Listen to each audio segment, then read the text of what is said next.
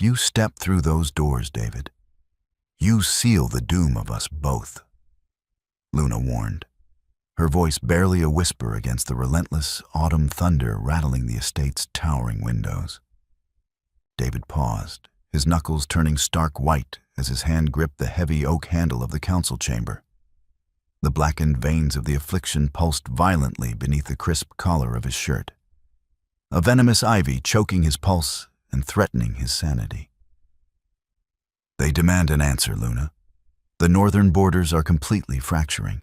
They demand a puppet, she countered, stepping into his space, her unwavering gaze acting as an anchor. If we do not buy enough time, the Alpha King's secret mate, breaking the ancient blood curse, will remain a forgotten, tragic myth. And you will become exactly the mindless monster they need you to be. The subterranean archives of the Silverwood estate smelled distinctively of aging parchment, damp limestone, and the sterile ozone tang of modern dehumidifiers humming endlessly in the shadowed corners. It was a space suspended between centuries, where servers housing encrypted digital mainframes sat alongside fragile, leather-bound ledgers dating back to the first lupine settlements. Luna adjusted her wire-rimmed glasses, leaning over a massive mahogany table. The solitary brass desk lamp cast a warm, golden circle in the otherwise cavernous, ink-black room. Outside, rain battered the high, narrow ground-level windows, a muffled percussion to the sprawling, opulent operations functioning just above her head. Luna Thorne was an anomaly within the Silverwood territory. She possessed no heightened senses, no predatory grace, and absolutely no wolf blood. Her presence was a direct, highly controversial result of the Integration Accord, a progressive treaty David had aggressively championed 2 years prior to bridge the widening gap between the modern human financial world and the isolated, ancient wealth of the Pax. Officially, she was tasked with digitizing the territorial trade agreements, a mundane job deemed suitable for a scentless human with zero political standing. Yet, for the past 3 weeks, her meticulous attention had been entirely consumed by a terrifying discrepancy she had unearthed while tracing the estate's pharmaceutical import routes. It was a heavily guarded secret within the upper echelons of the estate that the Alpha King was gravely unwell. The official narrative, curated carefully by the Council of Elders, suggested David was merely exhausted by the crushing weight of economic transition. But the hushed, frightened rumors filtering down to the archives spoke of the ancient blood curse. It was a genetic degradation said to historically strike the ruling bloodline under immense stress, turning the sovereign feral, emotionally barren, and eventually violently mad. The symptoms were undeniable: a dark, creeping necrosis under the skin and a profound loss of empathy. Luna, however, trusted numbers far more than she trusted mythology. Her slender finger traced a faded ink entry from a decade ago, then tapped the glowing screen of her tablet displaying the current quarter's supply chain. A shell company, quietly registered under a subsidiary managed by Elder Vance's Eastern Territory, had drastically increased its shipments to the Royal Wing. The manifests legally labeled the cargo as purified incense resin for the grand ceremonial halls. But Luna had spent her university years studying chemical trade regulations. The molecular weight, the highly specialized, temperature-controlled shipping conditions, and the transit origins did not match tree resin.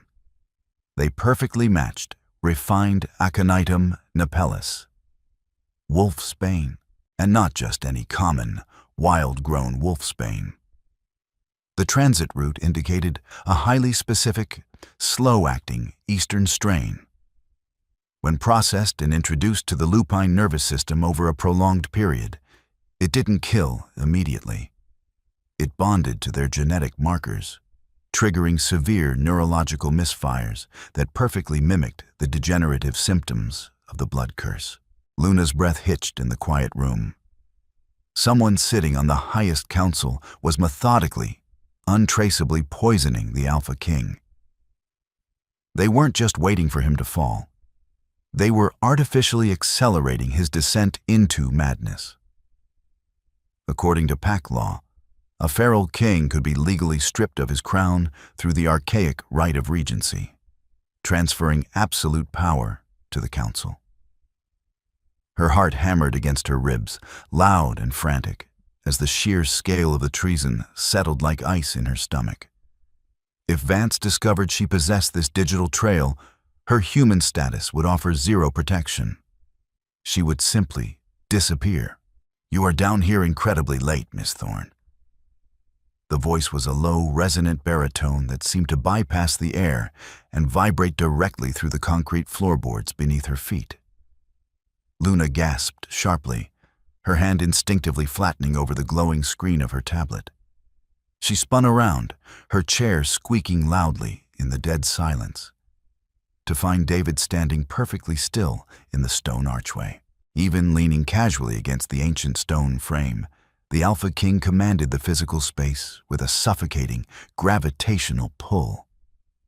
David wore a tailored charcoal suit that perfectly emphasized the broad, imposing line of his shoulders, though the dark silk tie was loosened, and the top button of his shirt undone as if he had been physically fighting for air. But it was his face that arrested her breath. He possessed the handsome, aristocratic angles characteristic of his bloodline, yet his skin was alarmingly pale, heavily shadowed with bone-deep exhaustion. His piercing amber eyes locked onto hers. He wasn't merely looking at her. He was analyzing her spike in heart rate, the shift in her scent, missing absolutely nothing. "Your Majesty?" Luna breathed, hastily pushing herself up and dropping into a respectful, albeit clumsy, boop. "I apologize. I didn't hear the elevator. I was just finalizing the quarterly indexing for the Northern Territories." David pushed off the doorframe. His heavy leather boots made no sound as he slowly closed the distance between them, a silent predator stalking through the stacks. As he stepped into the direct, unforgiving light of her desk lamp, Luna forced herself not to flinch. The rumors were entirely accurate. Faint, dark, spiderweb-like lines branched up the side of his strong neck, disappearing into his collar. The curse, or, as she now knew with terrifying certainty, the necrosis of the poison fighting his cellular structure. "You are a truly terrible liar, Luna," he murmured, his voice dropping an octave, stopping just on the other side of the heavy mahogany table. He used her first name, a distinct breach of formal protocol that sent a strange, involuntary shiver racing down her spine.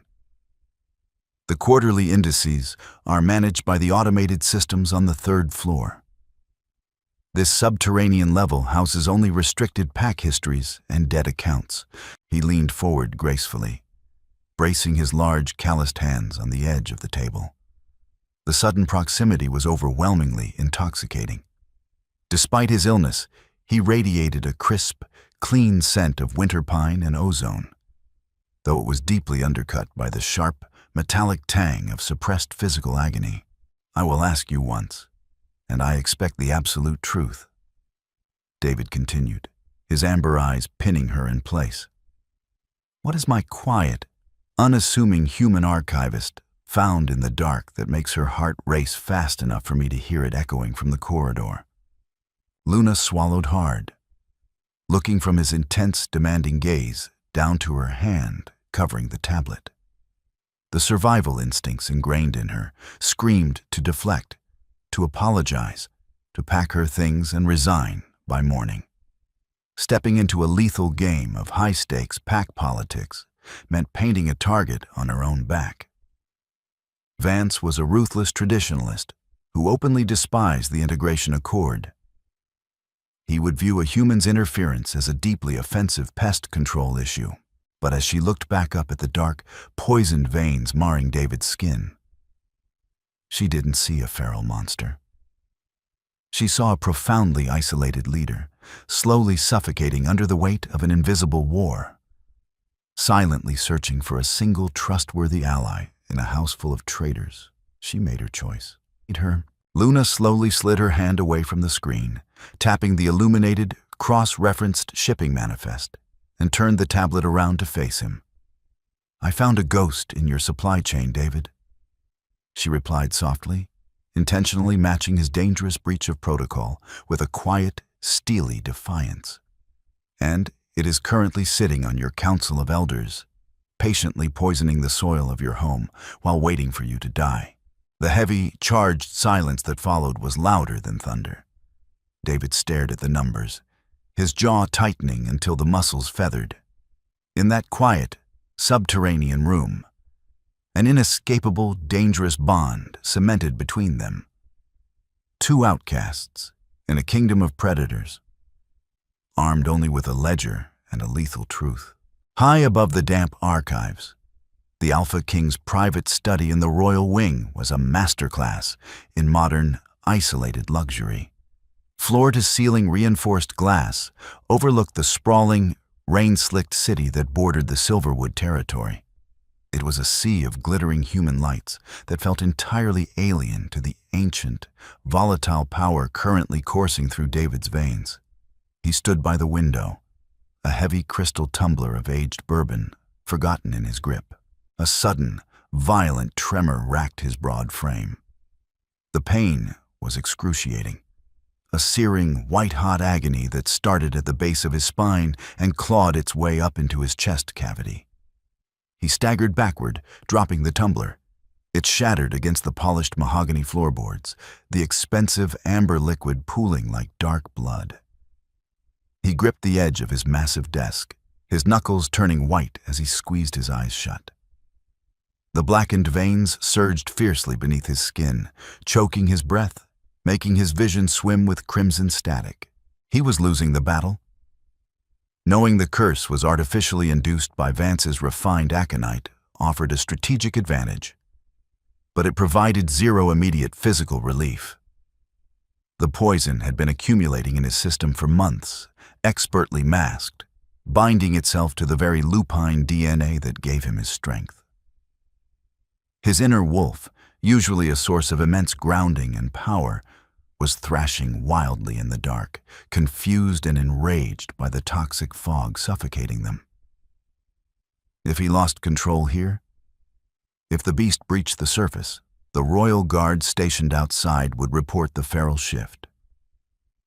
Vance would have all the legal proof needed to execute the right of regency by morning. A soft, hesitant knock echoed through the heavy oak door.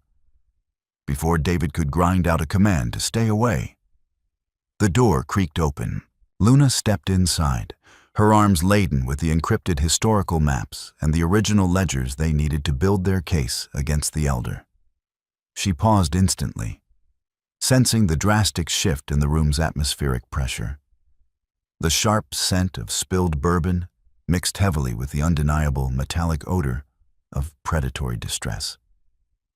Her wide eyes darted from the shattered glass to David, who was hunched entirely over his desk, his breathing violently ragged, his chest heaving. The composed, terrifyingly stoic king from the archives was completely gone, replaced by a man drowning in his own biology. Luna dropped the heavy stack of documents onto a nearby leather sofa, abandoning all pretense of caution. She didn't turn to summon the guards, knowing full well that exposing his weakness was exactly what the conspirators desired. Her sensible shoes crunched softly on the edge of the shattered crystal as she hurried across the spacious room. "David, look at me," she urged, her voice trembling but surprisingly firm. "What do you need me to do?" He could only shake his head violently, a low, guttural, terrifyingly inhuman growl vibrating deep within his chest as another devastating wave of crippling pain hit. His grip on the mahogany desk finally gave out, his knees buckling beneath his immense weight. Luna caught him. It was a desperate, entirely unthinking human reaction. She lunged forward, throwing her slender arms around his broad, shaking shoulders to brace his fall, letting his weight drag them both down to the plush, carpeted floor. The exact moment her bare hands pressed firmly against the heated, damp skin of his neck, the world seemed to violently fracture and stitch itself back together. It wasn't magic. It was a profound, explosive biological shockwave. An inexplicable, resonant pulse of brilliant, grounding energy seemed to originate from the very core of Luna's chest, flooding through her palms directly into his nervous system. Her human essence, completely void of the lupine genetic markers that the aconite specifically targeted, acted as an absolute grounding rod. The toxic static ravaging his cells was violently pulled away, neutralized by the pure, uncorrupted quiet of her humanity. David gasped loudly, his amber eyes flying wide open in unadulterated shock. The agonizing fire in his veins didn't just lessen, it violently receded. The blackened, poisoned veins, visible on his neck, began to rapidly fade, shrinking back beneath the surface until only smooth, heated flesh remained. The sudden, absolute absence of pain left him dizzy, but the clarity that rushed back into his mind was blindingly sharp. His wolf, moments ago feral and dying in the dark, was suddenly sitting at rapt attention, purring a singular, impossible, ancient word directly into his consciousness. "Mate." He stared up at Luna. She was kneeling over him, her chest heaving, her hands still resting gently, almost reverently, on his skin. She looked equally stunned, staring at her own palms as if she didn't recognize them. The forgotten lore of the pack archives spoke of a secret mate, a fated counterpart whose very cellular resonance could neutralize the ultimate corruption of the bloodline. Such tales were dismissed as romanticized, impossible myths meant to comfort dying kings. Yet, as David breathed in the sweet, clean scent of rain and cedar radiating from her pulse points, feeling the steady, flawless rhythm of his own heart, he knew with absolute certainty that the myth had just saved his life. The grand boardroom of the Silverwood estate was a masterclass in architectural intimidation, designed specifically over centuries to make anyone standing before the Council of Elders feel insignificantly small. Massive vaulted ceilings, frescoed with the violent, historical victories of the founding packs, loomed oppressively over a long, polished obsidian table. At the head of this table sat David. He projected an aura of absolute, terrifying control. Unlike the sweating, trembling man who had collapsed in his private study merely 12 hours prior, the Alpha King currently looked radiant.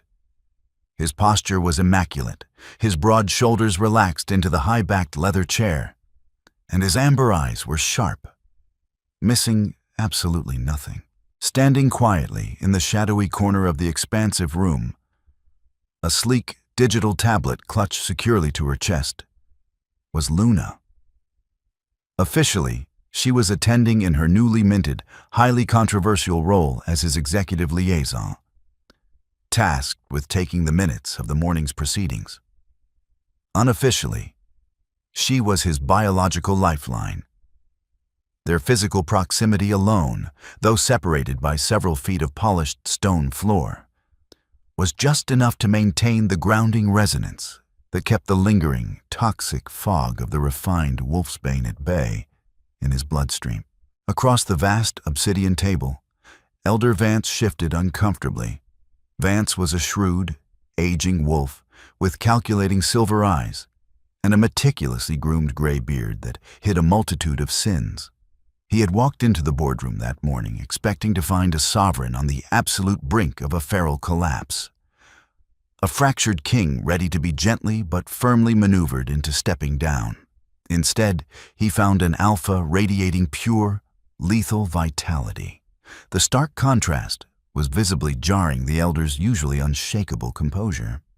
"Your Majesty, it is deeply reassuring to see you looking so robust this morning," Vance began, his voice dripping with a carefully measured, faux solicitous tone. His silver eyes darted momentarily toward Luna in the corner, a flash of profound irritation crossing his weathered features before he refocused on David. However, the Council remains gravely concerned about the long-term stability of the bloodline. Given the recent, undeniable fluctuations in your health, we must strongly insist you formally select a highborn mate at the upcoming Blood Moon Gala. My niece, Serafina, has already expressed her deepest willingness to serve the pack in this vital, ancestral capacity. Luna's fingers tightened unconsciously around her tablet, her knuckles turning white. The sheer audacity of the man was mathematically staggering. He was actively poisoning David, methodically attempting to drive him into madness, and simultaneously attempting to marry his own niece into the royal bloodline to secure ultimate control over the entire Silverwood territory. It was a flawless, bloodless coup. Luna kept her expression perfectly blank, utilizing her years of professional invisibility, while masking the sudden surge of protective anger flaring hot in her chest. She watched David carefully, bracing for the explosive, feral rage the aconite was specifically designed to induce. Instead, David leaned back in his chair, slowly tenting his powerful fingers together. A cold, dangerously serene smile played at the corners of his mouth. He didn't speak immediately. He let the silence stretch out, weaponizing the quiet until the atmospheric pressure in the massive room felt heavy enough to crush human bone. The other minor elders exchanged nervous, shifting glances, entirely unprepared for this calculating, deeply composed version of their king. They were waiting for a beast. They were faced with a grandmaster chess player. I appreciate your profound dedication to my personal life, Elder Vance, David finally replied, his deep baritone carrying effortlessly across the cavernous space. And I certainly look forward to the traditional festivities of the Blood Moon Gala. However, before we concern ourselves with marital politics, I believe we have far more pressing internal administrative matters to address. He paused, lowering his hands to the table, his amber eyes locking directly onto Vance's silver ones. The invisible tether between David and Luna seemed to hum with anticipated energy.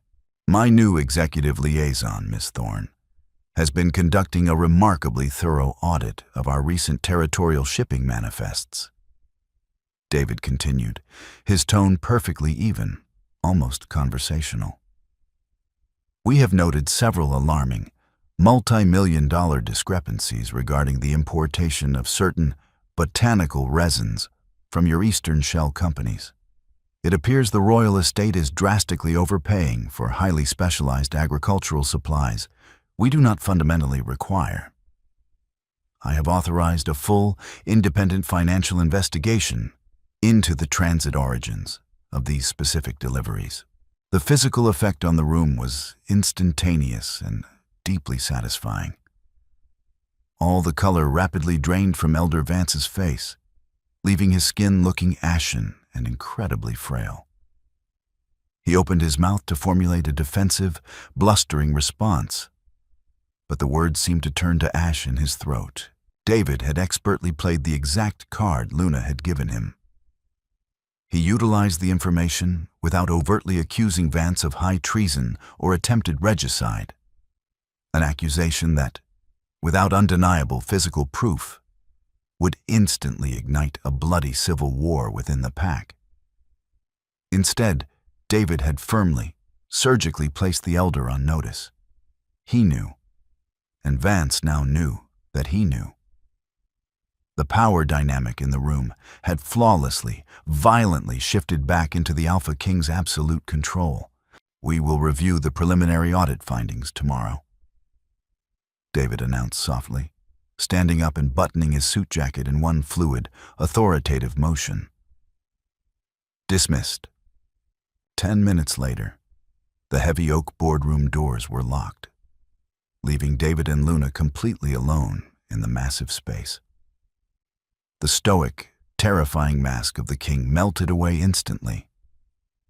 David let out a long, heavy exhale, running a calloused hand through his dark hair as the sheer mental exertion of suppressing his wolf's aggressive instincts took its toll. He turned to look at Luna. The immense physical distance between them in the empty hall felt suddenly, painfully charged with an entirely different kind of tension. Luna stepped out of the shadows, her sensible shoes clicking softly against the marble as she walked toward the head of the table. "You played that perfectly," she whispered, the quiet intimacy of her voice offering a stark contrast to the vast, cold room. "He is terrified, David. He knows his timeline has been completely shattered." David closed the remaining distance between them, stopping mere inches away. The scent of ozone and winter pine wrapped around her, warm and overwhelmingly safe. He reached out, his knuckles lightly grazing the curve of her cheek, a gesture so tender and unexpected, her heart stumbled in its rhythm. "I played it perfectly," he corrected softly, his amber eyes burning with a fierce, possessive warmth that stole the breath from her lungs. "Because I had my fated mate standing in my corner." The transition from the obscure, damp, subterranean archives to the opulent royal wing was jarring, to say the least. Luna's new assigned quarters were a sprawling masterclass in understated, historical luxury. The room featured rich, velvet draperies that pooled on the polished hardwood floors, a massive four-poster bed draped in Egyptian cotton, and a private, stone-carved balcony overlooking the estate's immaculately manicured eastern gardens. But the most significant and deeply terrifying feature of the spacious room was the heavy, brass-studded mahogany door set into the far wall. It connected directly to the Alpha King's private chambers. It was a physical, undeniable manifestation of her new, inescapable reality. As Luna carefully unpacked her modest, sensible clothing into the massive cedar armoire, the sheer gravity of her situation settled heavily upon her shoulders. She was no longer a hidden observer, buried in historical text. She was the central, fragile anchor, holding back a kingdom's total ruin. "The perimeter is entirely secure, Miss Thorne. Though I must admit, your sudden, unprecedented promotion has the entire royal guard thoroughly bewildered." The voice belonged to Silas, the captain of the royal guard, who was currently leaning casually against the open door frame of her suite. He was a towering, heavily scarred wolf with eyes the color of chipped winter ice, exuding a quiet, lethal competence. David had briefly introduced them earlier that afternoon, explicitly commanding Silas to protect Luna with his own life. Silas had accepted the absolute order with a stiff, formal bow, but his sharp gaze had lingered on her ever since, clearly searching for the hidden, extraordinary strength that had earned a seemingly ordinary, scentless human such a vital position. Luna offered him a polite, carefully measured smile, smoothing a non-existent crease in her simple wool skirt. "I assure you, Captain, I am just as bewildered by the administrative shift. But the king requires an archivist who intimately understands the logistical nuances of the eastern shipping routes. I am simply serving the pack where my specific skill set is most needed." She kept her tone perfectly even, projecting a calm, unbothered facade that completely belied her racing pulse. Silas simply nodded slowly, pushing off the doorframe, his heavy boots making no sound. "Just remember, Miss Thorne, the upper levels of this estate operate on an entirely different set of rules. Down in the archives, you were safely invisible. Up here, every breath you take, every hesitation, is being analyzed for weakness. Trust absolutely no one outside of this specific wing." As Silas departed to check the hallway, The heavy connecting door to David's chambers clicked open. David stepped through, loosening his dark silk tie with one hand. The deep exhaustion from the morning's boardroom confrontation still clung to the sharp angles of his jaw, but the terrifying blackened veins of the poison were thankfully completely absent from his skin. He moved with the fluid, silent grace of an apex predator returning to his den, stopping only when he was within arm's reach of her. The sheer proximity instantly sent a familiar, grounding shockwave of warmth radiating outward from Luna's chest. The invisible tether between them hummed with a quiet, persistent energy, an undeniable biological demand for acknowledgement. "Vance has made his first countermove," David stated quietly. His amber eyes were unreadable, though a muscle feathered in his jaw as he held out a small, exquisite silver tray. Resting atop the polished metal was a single, pristine white lily, a deeply traditional pack symbol of mourning and profound condolences, alongside a beautifully handwritten, wax-sealed invitation to the upcoming Blood Moon Gala. It was delivered directly to your door, entirely bypassing the standard security checkpoints. Silas is currently tearing the staff apart looking for the courier.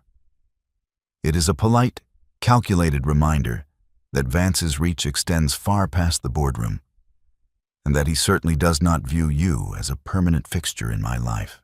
Luna carefully picked up the lily by the very edge of its stem, the delicate white petals soft against her fingertips. She brought it closer to examine the stalk, her archivist's mind immediately analyzing the physical details. A faint, nearly imperceptible powdery residue dusted the green surface. She sniffed the air cautiously, immediately recognizing the sharp, bitter, highly alkaline scent hiding beneath the flower's natural, heavy fragrance. "It's coated in crushed aconite," Luna whispered, her blood running cold as she carefully placed the flower back onto the silver tray and rigorously wiped her fingers on a handkerchief. Not nearly enough to kill a wolf or even trigger the curse symptoms. Just enough to let you know he can bypass your elite guards whenever he wishes to strike. David's jaw clenched, a low, incredibly dangerous rumble vibrating deep within his chest. The protective, violent instinct of the alpha surged to the surface, warring intensely with the cold, calculating logic of the king. He reached out, his large, calloused hand gently wrapping around her wrist, checking the steady rhythm of her pulse with his thumb. The simple physical contact instantly smoothed the harsh, violent lines of tension around his eyes. The grounding effect immediate and profound. "He is attempting to provoke me into an uncalculated, emotional error," David murmured, his voice softening dramatically as he looked down at her, his thumb stroking the delicate skin of her inner wrist. "He expects the beast to rage, to tear the estate apart looking for his spies, validating his claims of my instability. But he severely underestimates the absolute clarity you have given me, Luna. We will not react. We will attend his gala, we will smile for the cameras, and we will let him blindly walk into the very trap he has built for himself." The resolute, quiet confidence in his deep voice was intoxicating, weaving a profound, undeniable sense of safety around her despite the lethal game they were currently playing. The atmosphere within the Silverwood estate grew increasingly suffocating as the sacred Blood Moon Gala rapidly approached. The sprawling, opulent corridors hummed with a manic, frantic energy as high-end florists, caterers, and minor pack dignitaries flooded the historical grounds. For the general pack, the blood moon was a deeply revered, ancient lunar cycle where their primal nature was closest to the surface. For the Council of Elders, it was the perfect, highly public stage to force David's hand regarding his lineage and supposed failing health. Luna found herself sequestered in a lavish, sunlit fitting room on the estate's highly secured second floor. enduring the meticulous, agonizing process of being fitted for an evening gown deemed appropriate for the king's newly appointed executive liaison. It must be terribly overwhelming for you, Miss Thorne. A smooth, cultured, and undeniably venomous voice purred from the open doorway. Luna turned slowly, careful not to disturb the anxious seamstress currently pinning the hem of her midnight blue silk gown. Serafina, Elder Vance's niece, stepped into the room. She was breathtakingly beautiful, moving with the languid, terrifying grace of a stalking feline. Her ice-blonde hair was perfectly coiffed, and her piercing blue eyes swept over Luna's modest frame with a mixture of polite amusement and profound, genetic disdain. To be violently thrust from the dusty, forgotten archives into the brilliant, unforgiving glare of the royal court. Serafina continued, slowly circling the fitting pedestal. One must truly wonder what extraordinary, deeply hidden talents you possess to warrant such a rapid, unprecedented elevation in status. Luna met the highborn she-wolf's predatory gaze with a calm, unblinking composure. She had spent years reading the dense, intricate histories of pack politics and behavioral psychology. She knew exactly how this dangerous game of verbal chess was played. The king simply values thoroughness, Lady Serafina. Luna replied smoothly, her voice betraying absolutely none of the nervous energy fluttering wildly in her stomach. My talents lie entirely in recognizing complex patterns, finding historical discrepancies, and organizing objective truth from fiction. It is entirely unglamorous work, but apparently highly necessary for the current economic stability of the estate. Serafina smiled, a cold, incredibly sharp expression that didn't reach her pale blue eyes. She stepped closer, the heavy, expensive scent of jasmine perfume deliberately attempting to mask the sharp, metallic tang of her aggressive, territorial dominance. Stability is a very fragile illusion, Miss Thorne, especially during a blood moon. The pack requires undeniable strength, tradition, and an alpha pair who intimately understand the ancient, ancestral weight of the crown. A human clerk, no matter how brilliantly she organizes financial ledgers, is a temporary, fleeting amusement.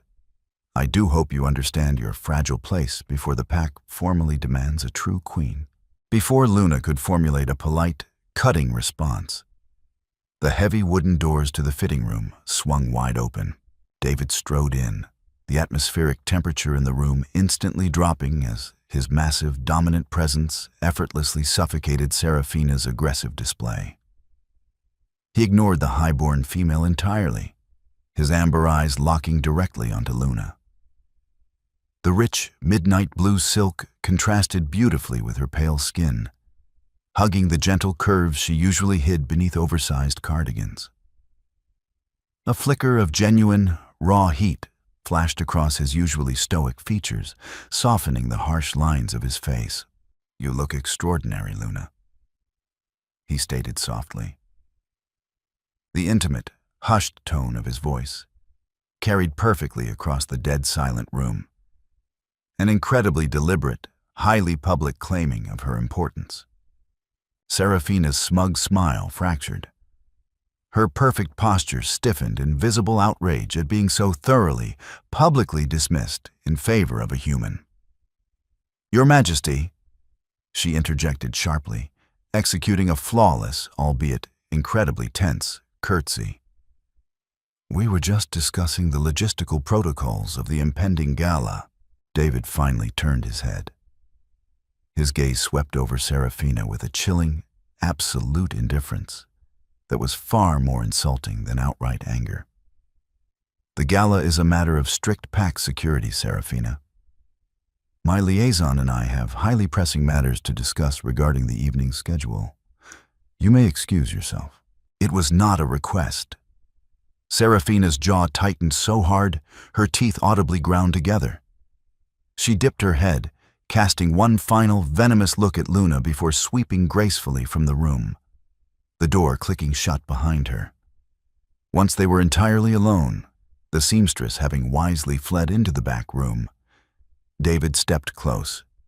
His large hand rested lightly, possessively, on the small of Luna's back. The heat of his palm seared through the thin silk. "The blood moon will significantly amplify the residual poison currently trapped in my blood," he whispered, the earlier warmth in his eyes replaced by a grim, deeply serious reality. "The beast will fight violently to take control to survive the perceived threat.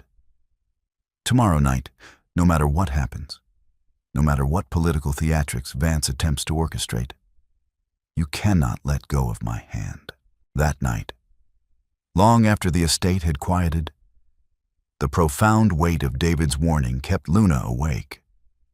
She slipped away from her heavily guarded quarters, her mind relentlessly chewing on the terrifying logistics of Vance's poison. If the aconite wasn't in the royal food supply, and the ceremonial incense had been officially confiscated weeks ago, how exactly was the elder maintaining the toxic baseline in David's system without detection? She walked slowly down the damp, stone-paved central aisle of the Silverwood Botanical Conservatory, her small flashlight cutting a narrow, pale beam through the dense, humid foliage.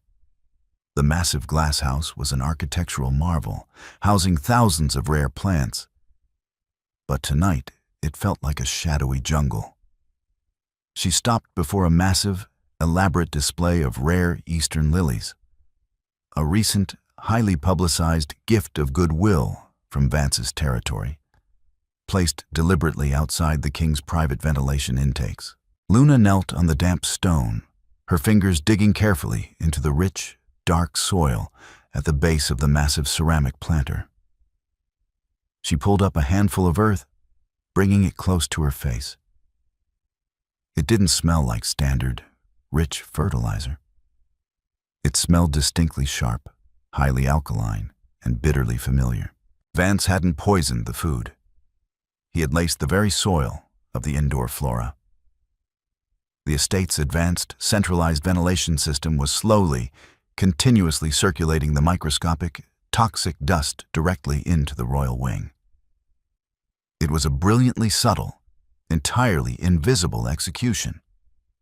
A sharp, unnatural rustle of heavy leaves behind her shattered the quiet ambiance of the conservatory. Luna froze, the damp, poisoned soil slipping through her trembling fingers. She slowly stood up, turning her flashlight toward a dense patch of monstrous ferns. The pale beam caught the unmistakable, horrifying glint of silver eyes reflecting in the dark. A massive, heavily muscled wolf stepped out from the shadows. It was not a royal guard. Its fur was terribly patchy, its jaw slung low, dripping with a thick, rabid mixture of saliva and dark blood. It was a feral, a pack member whose mind had completely snapped, driven utterly mad by the very same lethal poison Vance was using on the king, now weaponized as a deniable, untraceable assassin. The feral snarled, a terrifying, wet, guttural sound that echoed loudly off the high glass ceilings, its powerful hind muscles bunching to spring. Luna took a slow, terrified step backward, her heart hammering a frantic, deafening rhythm against her ribs. She had absolutely no weapon, and outrunning a wolf in an enclosed space was a mathematical impossibility. Just as the beast launched itself forward, a massive, dark blur intercepted it midair. The physical impact was deafening, a brutal, sickening clash of bone and muscle that sent several heavy ceramic planters crashing to the stone floor in a massive shower of dirt and shattered pottery. David stood between her and the feral, entirely in his human form, his powerful hands gripping the rabid beast directly by the throat. The sheer, terrifying, unadulterated strength of the Alpha King was on full display. He didn't roar, and he didn't give in to the frantic, feral rage the poison was meant to induce. He was cold, utterly calculated, and devastatingly precise. With one brutal, sickening twist of his broad shoulders, he snapped the feral's neck, dropping the massive, lifeless body to the damp floor with a heavy thud. He stood over the carcass, his broad chest heaving, his crisp white shirt torn at the shoulder where the beast's desperate claws had grazed him. Luna rushed forward, completely abandoning human logic or fear. Her bare hands immediately pressed against the bleeding, poisoned scratches on his broad shoulder. The exact moment her skin made contact, the familiar, brilliant surge of grounding energy rushed between them. David let out a sharp, ragged breath, the lethal, violent tension draining rapidly from his muscular frame. He turned to her, his amber eyes wide and burning with a fierce, possessive adrenaline. He reached out, his slightly bloodied hands gently cupping her face, his thumbs sweeping reverently across her pale cheekbones. The physical relief her touch provided was absolute, but the emotional gravity of the violent moment was entirely overwhelming. He leaned in, his forehead resting heavily against hers, the chaotic, metallic scent of blood and violence entirely eclipsed by the grounding, profound reality of their fated bond. They will bleed for bringing this danger to you, David vowed, his voice a low, sacred whisper in the dark, shattered glass house. But you found the source, Luna. The puzzle is complete. Tomorrow night, at the gala, we break the curse. The grand ballroom of the Silverwood estate was a staggering architectural masterpiece of vaulted ceilings, gilded mirrors, and towering crystal chandeliers. Yet, on this particular night, the opulent space felt entirely like a meticulously gilded cage. The massive, arched glass skylights spanning the ceiling had been fully retracted, allowing the heavy, oppressive light of the blood moon to wash over the polished white marble floors in a flood of deep, visceral crimson. The atmosphere was incredibly dense, practically vibrating with the primal, tightly coiled energy of hundreds of apex predators forced into close proximity under the influence of their most sacred, volatile lunar cycle. The air was thick and chaotic, a heavy mixture of expensive designer perfumes, sharp colognes, and the undeniable, underlying metallic scent of canine dominance, anxiety, and territorial tension. In the far corner, an elite string quartet played a haunting, classical melody. But the delicate music was entirely drowned out by the low, continuous hum of tense, guarded conversations rippling through the crowd.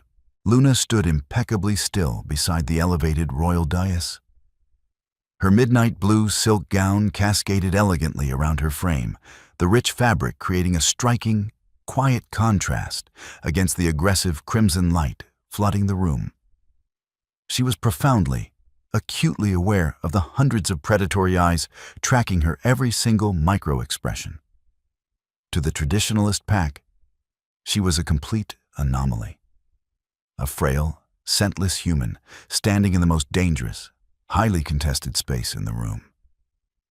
But to David, she was the absolute anchor keeping the crushing weight of the lunar cycle from tearing his sanity apart. Per their quiet, desperate agreement in the royal fitting room, they had maintained an unbroken, highly subtle physical connection throughout the entire, excruciating evening. Currently, David sat upon the heavy mahogany throne, his broad shoulders squared, his posture projecting an aura of absolute, terrifying authority. Luna stood just to his right, her hand resting lightly, seemingly casually, on the back of his chair. But hidden beneath the drape of the dark velvet upholstery, her thumb maintained a firm, steady, and unyielding pressure against the heated skin of his wrist. The invisible, resonant current flowing between them was the only barrier holding back the toxic, agonizing effects of the refined aconite still lingering deep in his cellular structure. They had removed the poisoned soil from the conservatory, cutting off the source. But the residual damage in his bloodstream was currently warring violently with the ancestral call of the moon. Every time the heavy, crimson light shifted across David's stoic face, Luna could feel the subtle, terrifying micro-tremors of pain vibrating through his pulse. The beast within him was thrashing blindly, confused by the intense lunar pull and the unnatural, suppressing fog of the remaining poison. Yet, his outward facade remained devastatingly composed. He nodded politely to the minor territorial alphas, who cautiously approached the dais to offer their ceremonial tributes. His amber eyes were incredibly sharp, cataloging every shifting alliance in the room, missing absolutely nothing. He was waiting. They both were. They knew, with cold, mathematical certainty, that Elder Vance would not let the absolute zenith of the blood moon pass without executing his final, devastating play. Right on cue. As the massive, antique grandfather clock in the grand foyer began to solemnly chime the midnight hour, the heavy oak double doors of the ballroom swung wide open. The low hum of polite conversation instantly died out, replaced by a suffocating, deeply expectant silence. Elder Vance strode into the center of the room, flanked intimately by Seraphina and a phalanx of 4 heavily armed, imposing guards, fiercely loyal to his eastern territory.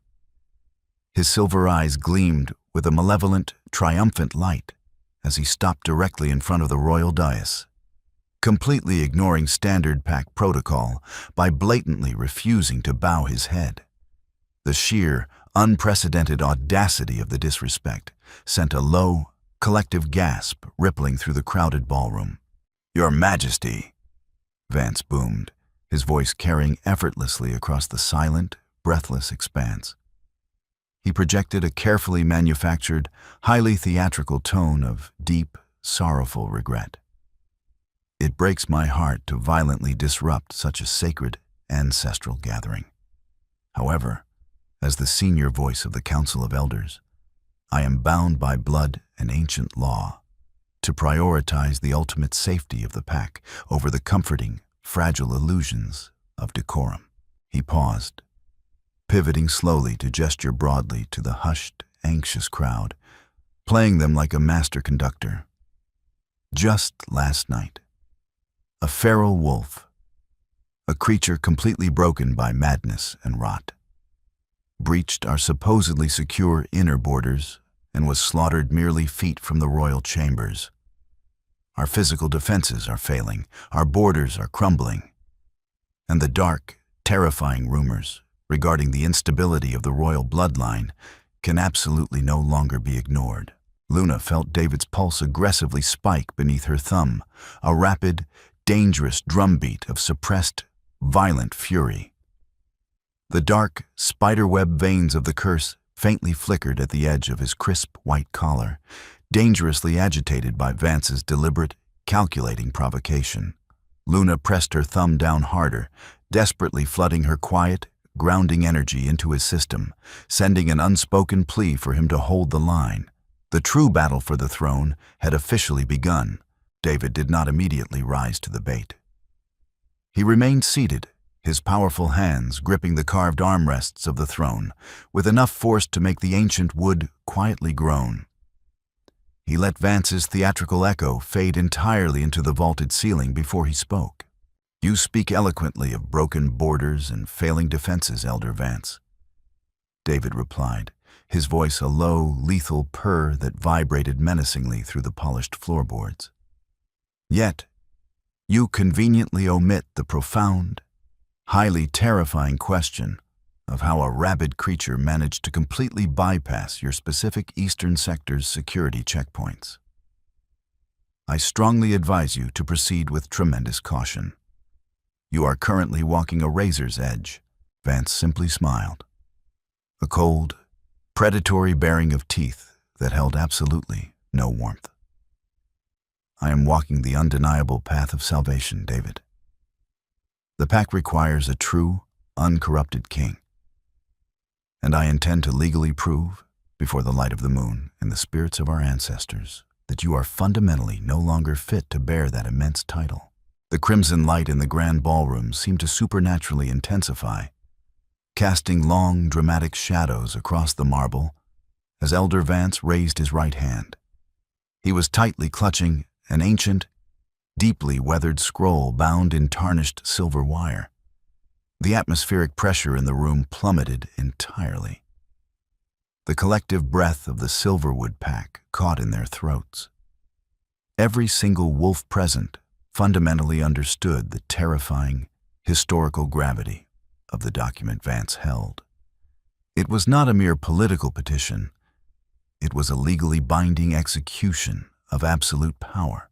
By the ancient, irrefutable laws of our founders, drafted in the blood of the first alphas, Vance declared, his voice echoing with a zealot-like fervor. I formally invoke the right of regency. I call for the immediate, forced abdication of Alpha King David. On the absolute visible grounds of genetic degradation, mental instability, and the undeniable manifestation of the ancient blood curse. A deafening chorus of shocked, panicked whispers erupted from the surrounding crowd. Seizing the chaotic momentum, Seraphina stepped forward. Her chin was tilted high, casting a look of triumphant, profound disdain toward Luna, before turning to address the pack with the manufactured aura of a benevolent savior. My uncle speaks only the tragic, necessary truth, Seraphina announced smoothly, her voice ringing like crystal. The king is severely compromised by his biology.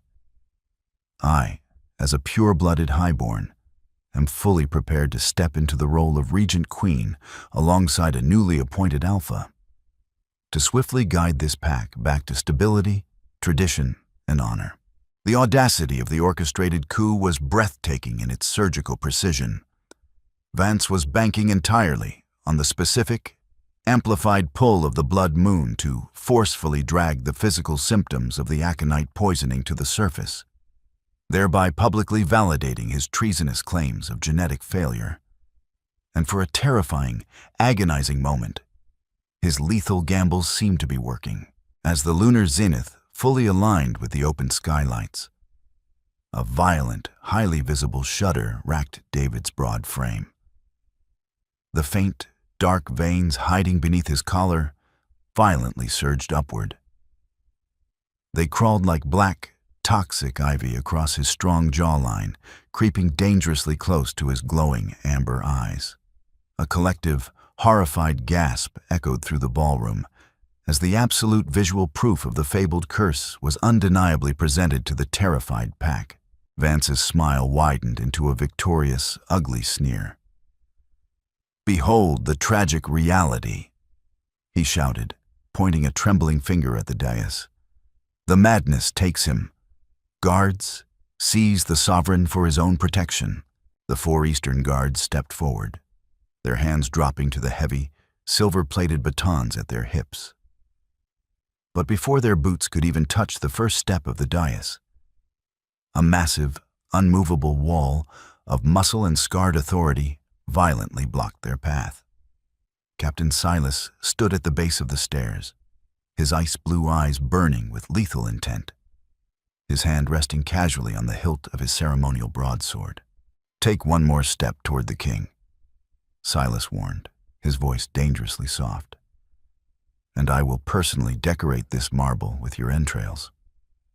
David finally stood up. The sheer, terrifying power of the movement caused the entire front row of the crowd to take an involuntary step backward. His breathing was incredibly ragged, the blackened veins stark and horrifying against his pale skin. But his mind remained devastatingly, brilliantly clear. He turned his head slightly, his amber gaze locking onto Luna. It was the signal. Luna stepped out from behind the throne, moving directly to the very edge of the dais. She didn't cower, and she didn't attempt to hide her humanity. She reached into the bodice of her silk gown and pulled out a small, highly compressed digital drive, holding it aloft. "Elder Vance is not attempting to save this pack." Luna's voice rang out, shockingly clear and steady, cutting flawlessly through the panic. "He is actively, methodically attempting to murder your king. She turned to the crowd, projecting absolute, irrefutable confidence. This drive contains the undeniable, decrypted financial manifests linking Vance's Eastern shell companies to massive shipments of refined aconite. The curse you see is not genetic. It is an artificially induced, highly sophisticated poison secretly laced into the soil of the royal estate by the very man claiming to be your savior. The grand ballroom instantly descended into a state of absolute, chaotic uproar. Vance's face drained of all color, his triumphant sneer briefly collapsing into genuine, frantic panic before his deeply ingrained political survival instincts kicked in. "Lies!" Vance roared, pointing wildly at Luna, his voice booming over the din. She is a human spy, a pathetic, scentless liar manipulating the fractured mind of a dying wolf. You expect the noble Silverwood Pack to abandon our sacred laws over a piece of fabricated human technology? He turned his furious gaze back to David. If you are truly a king, David, you will prove your strength the old way. I invoke the trial by combat, my champion against you here and now. If you fall, you forfeit the crown, and your human pet burns for her treason. A hushed, terrified silence fell over the room. The trial by combat was the oldest, most brutal law in existence. To refuse it was an automatic admission of guilt and weakness. Vance gestured sharply, and a towering, massively built wolf from his guard stepped forward, shrugging off his formal jacket. He was a mountain of muscle, fresh and untouched by poison. David, conversely, was actively trembling as the lunar zenith fiercely aggravated the residual aconite in his veins. "David, no," Luna whispered, her heart hammering frantically against her ribs as she looked at the dark veins mapping his neck. "The poison." "I have to, Luna," David replied softly, his voice a ragged rasp. A pack will never follow a king who hides behind a ledger when challenged with blood. He gently pulled his wrist from her grasp, instantly severing the grounding connection. The physical toll was immediate. David swayed slightly as he descended the marble stairs, the toxic fire roaring back to life in his system. The crowd formed a wide, terrified circle in the center of the ballroom. Silas looked ready to murder Vance himself, but the ancient laws bound his hands. The fight began with explosive, brutal speed. Vance's champion lunged, a terrifying blur of lethal intent. David met the attack with the ingrained, devastating skill of an apex predator. He blocked a crushing blow and countered with a strike to the champion's ribs that cracked bone loudly in the silent room. But as David pivoted, the dark veins on his neck flared violently under the crimson light. His muscles seized momentarily, a lethal hesitation caused entirely by the poison. The champion capitalized instantly, landing a devastating blow to David's chest that sent the Alpha King crashing heavily onto the polished marble. Luna's breath stopped entirely. The human logic she had relied on her entire life, the ledgers, the audits, the carefully constructed plans, was completely useless in this brutal, visceral reality. She realized, with a sudden, blinding clarity, that the fated mate bond wasn't merely meant to act as a temporary battery to suppress pain. It was a complete, biological circuit. It required absolute, unprotected exposure. Completely abandoning all protocol and self-preservation, Luna ran down the marble steps. She pushed past the stunned royal guards, breaking the sacred perimeter of the combat circle just as the champion raised his fist for a final, lethal strike. She threw herself to her knees beside David, slamming both of her bare hands flat against his chest, directly over his violently racing heart. The resulting physical connection did not just suppress the pain. It triggered a massive, explosive biological resonance. A blinding, pure wave of brilliant energy visibly rippled outward from where her hands met his skin, hitting the surrounding crowd with a wave of profound, calming warmth that completely eclipsed the heavy crimson light of the moon. Right before the wide, terrified eyes of the entire council, the blackened, poisoned veins on David's skin didn't just recede, they violently evaporated. The toxic fog that had plagued him for a year was entirely incinerated by the absolute, grounding purity of the fated mate bond. David drew in a massive, deep breath, his amber eyes snapping open, blazing with a clear, flawless, and completely uncorrupted power. He moved with a speed that defied logic. In one fluid, devastating motion, he rose to his feet, catching the champion's descending fist mid-air, and effortlessly twisted the massive man to the ground, pinning him completely with a low, earth-shattering snarl of absolute dominance. The silence in the ballroom was absolute, ringing loudly in the ears of everyone present. The myth was real. It was breathing, standing brilliantly before them. Slowly, starting from the back of the room, the minor alphas dropped to their knees, exposing their necks in profound, absolute reverence. The rest of the pack followed in a massive, synchronized wave of submission, until only Vance and Seraphina were left standing, completely surrounded by a sea of kneeling wolves. "Captain Silas," David commanded, his voice perfectly clear, rich and vibrating with absolute sovereignty. "Arrest Elder Vance for high treason. Throw him in the subterranean cells. Let him rot in the very dark he tried to bury me in." As Silas and his guards forcefully dragged the screaming, desperate elder and his horrified niece from the room, David turned his attention entirely back to Luna. He ignored the kneeling crowd, stepping over the defeated champion to reach her. He dropped to one knee, bringing himself down to her level, his large, warm hands gently cupping her face. The stoic mask of the king was completely gone.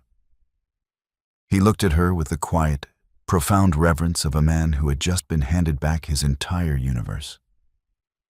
"You stepped into the circle," he murmured, his voice incredibly soft, thick with an emotion that stole her breath. "You are the most terrifying, magnificent creature I have ever known." Luna leaned heavily into his touch, a small, genuine smile curving her lips as a wave of immense relief washed over her. "We simply balanced the ledgers, David," she whispered, looking into his clear, beautiful eyes. "The truth just needed a little bit of light." The harrowing journey from the forgotten, dusty archives of the Silverwood estate to the very pinnacle of the royal throne fundamentally proves that true strength doesn't always rely on brute force.